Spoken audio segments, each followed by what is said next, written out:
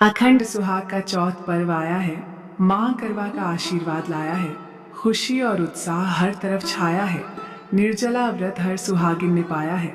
आप सभी को करवा चौथ की ढेर सारी शुभकामनाएं। करवा चौथ का व्रत हर सुहागिन महिलाएं कार्तिक मास के कृष्ण पक्ष की चतुर्थी तिथि को रखती है। यह व्रत अपने अखंड सुहाग के लिए और अपने पति की लंबी आयु के लिए सुहाग महिलाएं इस व्रत को निर्जल रखती हैं। आज के इस वीडियो में आप सुनेंगे करवा चौथ की कथा के साथ भगवान गणेश की कथा और चौथ माता की कथा। भगवान गणेश की कथा करवा चौथ की कथा के साथ अनिवार्य रूप से सुनी जाती है। पौराणिक कथा के अनुसार कुछ समय पहले की बात है। एक बुढ़िया माई थी जो हर दिन मिट्टी से बने हुए गणेश जी की पूजा करती थी। वह बुढ़िया माँ रोज गणेश जी का मंदिर बनाती और वह मंदिर रोज गल जाता। वहीं पास में एक धनी सेठ का मकान बन रहा था। बुढ़िया माँ एक दिन वहां जाकर काम करने वाली मिस्त्री से बोली कि आप यहाँ से मेरे लिए एक पत्थर के गणेश जी बना दोगे। तब वहां की मिस्त्री ने कहा कि हम तुम्हारे लिए गणेश जी नहीं बनाएंगे। जितनी देर में हम गणेश जी बनाएंगे इतनी देर में हम अपना आधा काम पूरा कर लेंगे। तो बुढ़िया माँ ने गुस्से में आकर कहा कि राम करे तुम्हारी दीवार टेढ़ी हो जाए। उसके बाद मिस्त्री ने अपनी दीवार बनाई और वह टेढ़ी हो गई। मिस्त्री ने उस दीवार को फिर से तोड़कर दोबारा बनाई और फिर से वह दीवार टेढ़ी हो गई। मिस्त्री बार बार दीवार को बनाता और तोड़ देता। ऐसा करते करते शाम हो गई। फिर थोड़ी देर में सेठ आया और उसने कहा, आज तुम लोगों ने कुछ भी काम नहीं किया। तो फिर वह लोग सेठ से कहने लगे, एक बुढ़िया आई थी, उसने हमसे कहा कि एक पत्थर के गणेश जी बना दो, तो हमने मना कर दिया।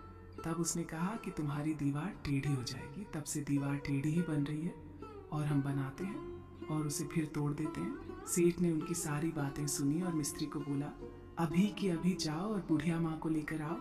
तब मिस्त्री बुढ़िया को लेकर आया और सेठ ने बुढ़िया से कहा कि हम तुम्हारे लिए सोने का गणेश जी बनाकर देंगे, तुम हमारी दीवार सीधी करवा दो। और सेठ ने बुढ़िया को सोने से बने हुए गणेश जी की मूर्ति दी। उसके बाद सेठ की दीवार सीधी हो गई।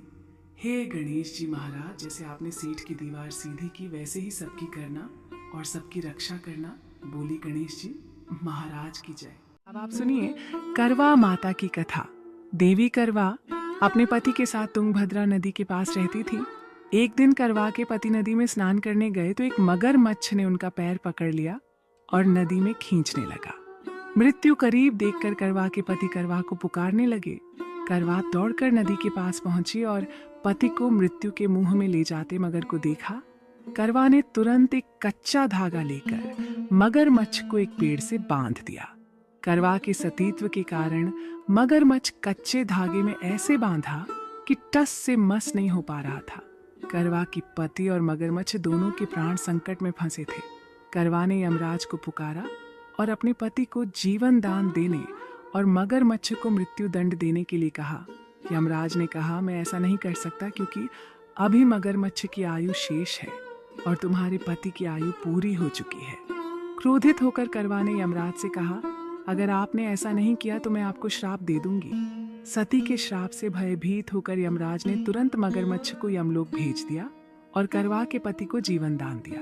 इसलिए करवा चौथ के व्रत में सुहागिन स्त्रियां करवा माता से प्रार्थना करती है कि हे करवा माता, जैसे आपने अपने पति को मृत्यु के मुंह से वापस निकाल लिया वैसे ही मेरे सुहाग की भी रक्षा करना।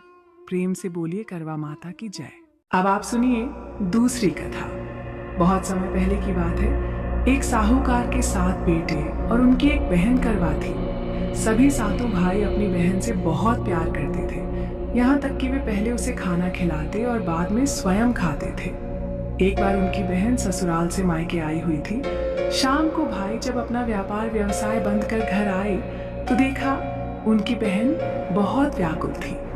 सभी भाई खाना खाने बैठे और अपनी बहन से भी खाने का आग्रह करने लगे, लेकिन बहन ने बताया कि उसका आज करवा चौथ का निर्जल व्रत है और वह खाना सिर्फ चंद्रमा को देखकर उसे अर्घ देकर ही खा सकती है, क्योंकि चंद्रमा अभी तक नहीं निकला है। इसलिए वह भूख प्यास से व्याकुल हो उठी है। सबसे छोटे भाई को अपनी बहन की हालत देखी नहीं जाती और वह दूर पीपल के पेड़ पर एक दीपक जलाकर छलनी की ओट में रख देता है। दूर से देखने पर वह ऐसा प्रतीत होता है कि जैसे चतुर्थी का चांद उदित हो रहा हो इसके बाद भाई अपनी बहन को बताता है कि चांद निकल आया है, तुम उसे अर्घ देने के बाद भोजन कर सकती हो।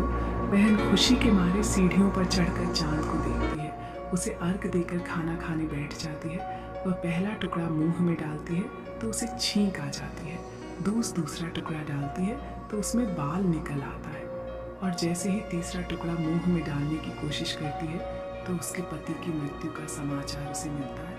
वह बौखला जाती है। उसकी भाभी उसे सच्चाई से अवगत कराती है कि उसके साथ ऐसा क्यों हुआ।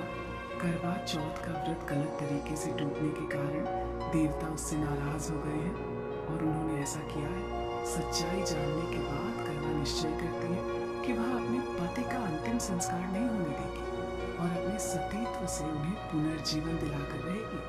वह पूरे 1 साल तक अपने पति के शव के पास बैठी रहती है, उसकी देखभाल करती है, उसके ऊपर उगने वाले सुईनुमा घास को वह एकत्रित करती जाती है। 1 साल बाद फिर करवा चौथ का दिन आता है। उसकी सभी भाभियाँ करवा चौथ का व्रत रखती हैं। जब भाभियाँ उससे आशीर्वाद लेने आती हैं तो वह प्रत्येक भाभी से यमसुई ले लो, पिय सुई दे दो, मुझे भी अपनी जैसी सुहागिन बना दो, ऐसा आग्रह करती है। लेकिन हर बार भाभी उसे अगली भाभी से आग्रह करने का कहकर चली जाती है। इस प्रकार जब छठे नंबर की भाभी आती है तो करवा उससे भी यही बात दोहराए। ये भाभी उसे बताती है कि चूंकि सबसे छोटे भाई की वजह से उसका व्रत टूटा था, अतः उसकी पत्नी में ही शक्ति है कि वह तुम्हारे पति को दोबारा जीवित कर सकती है। इसलिए जब वह आए तो तुम उसे पकड़ लेना और जब तक वह तुम्हारे पति को जिंदा ना कर दे उसे नहीं छोड़ना। ऐसा कहकर वह चली जाती है।